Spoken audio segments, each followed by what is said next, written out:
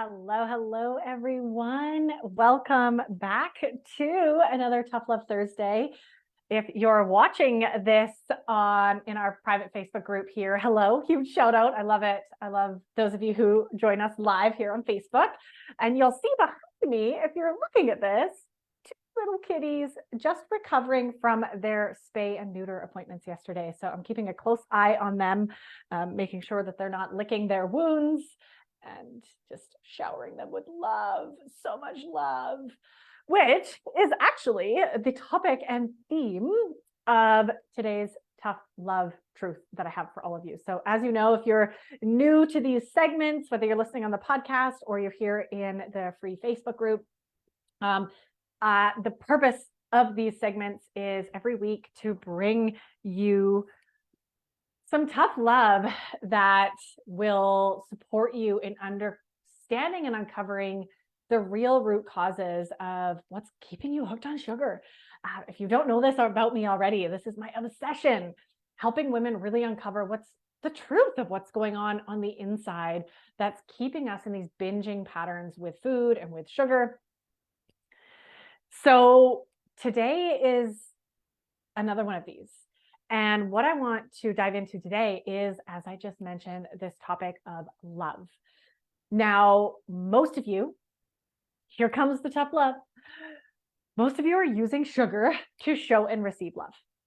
It goes both ways.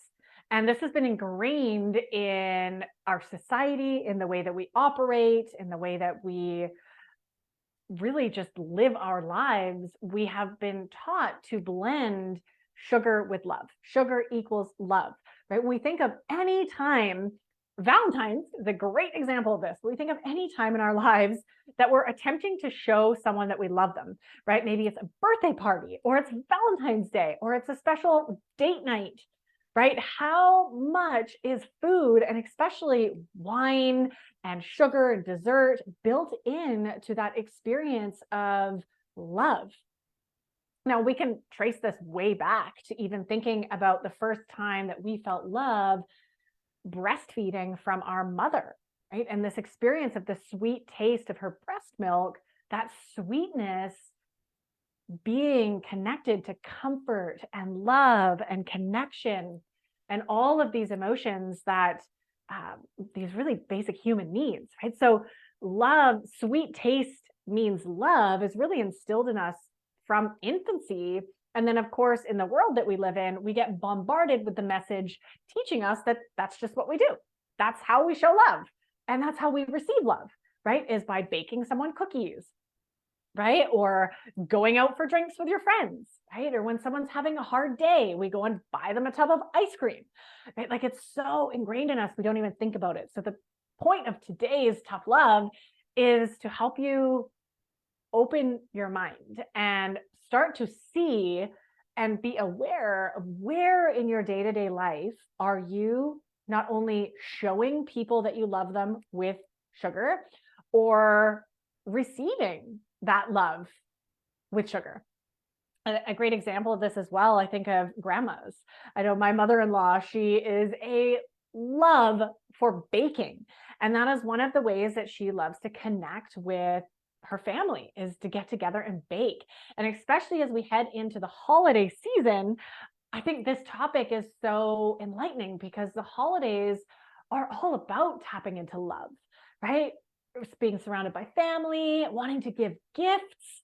I mean, we think of just Christmas alone, right? And the amount of sugar and candy that is gifted, right? A stocking isn't a stocking unless it's loaded with sugar, right? Unless Santa brought chocolate for everybody.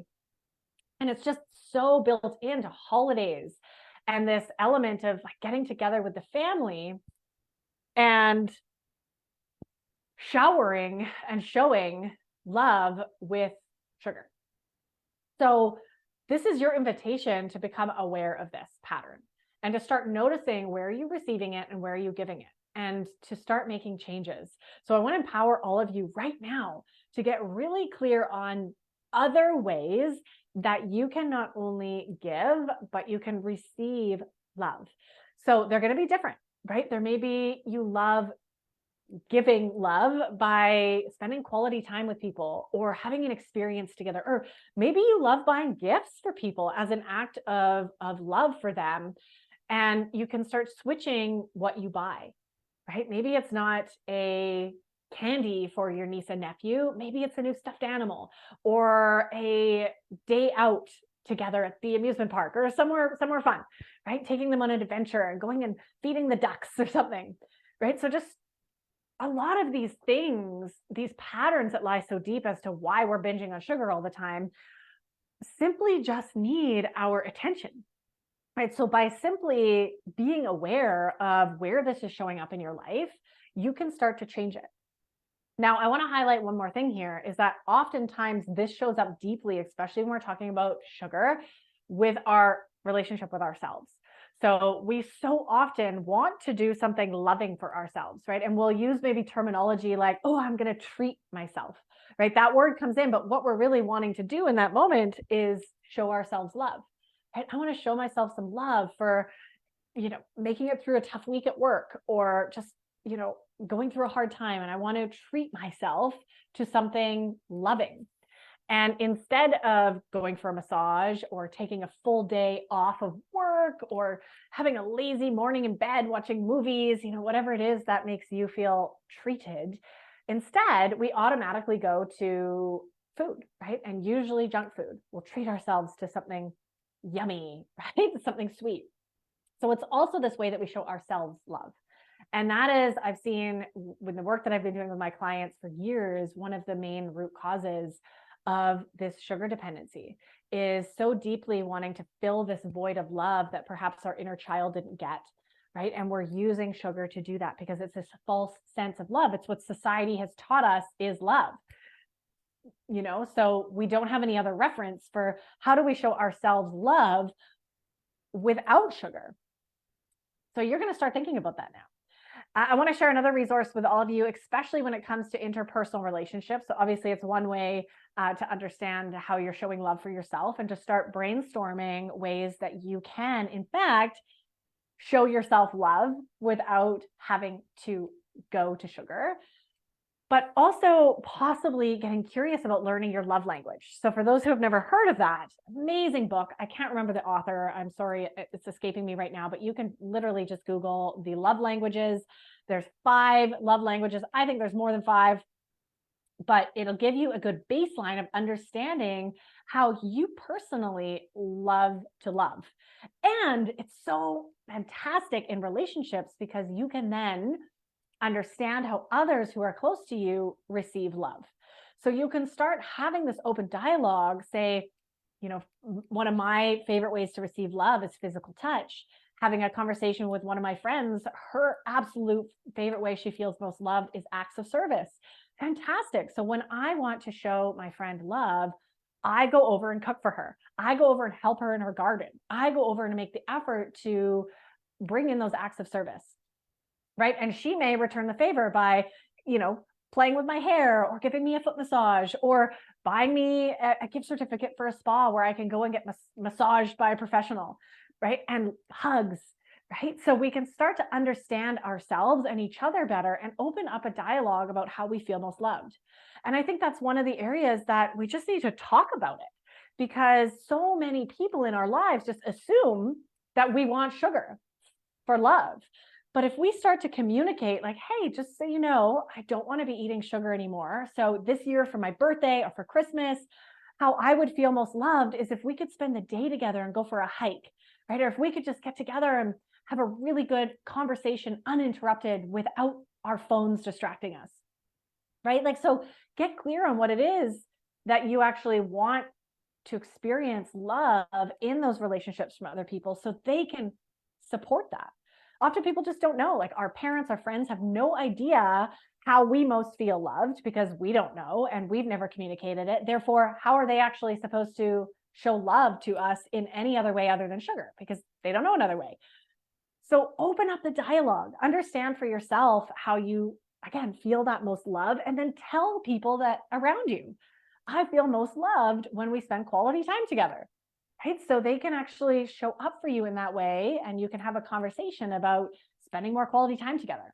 as opposed to them dropping off cookies for you every week, right? So there can be these small changes that are monumental in just a conversation, and just by understanding your own intrinsic value of how you give and receive love. So I hope that this inspires you to spend some time today to think about that, to really ponder, these patterns and these nasty traps that we're falling into with the food industry, obviously teaching us that food is love and there's no other way to express or receive love other than to give people chocolate, right? And start to question that. Start to question it for ourselves, start to question it for others, and take the lead in your family, in your social circles, at work, with how you can actually do that in a way that doesn't involve food. Because believe you me, food does not need to be involved in giving and receiving love. And it just takes rebuilding new habits and rebuilding new understandings of how we can do that better. So, are you using sugar to give and receive love? If you're like most people, then the answer is yes. And if so, this is your invitation. Get curious. And of course, post in the comments below if you're watching this on Facebook. Let me know what your new way of giving and receiving love is going to be, and what you're going to stop doing as well in this realm. And if you're listening on the podcast, huge shout out to all of you as well. Thank you for following along. So grateful for all of you being here. And I cannot wait to tune in next week, same time, same place, with some more tough love. We'll see you then.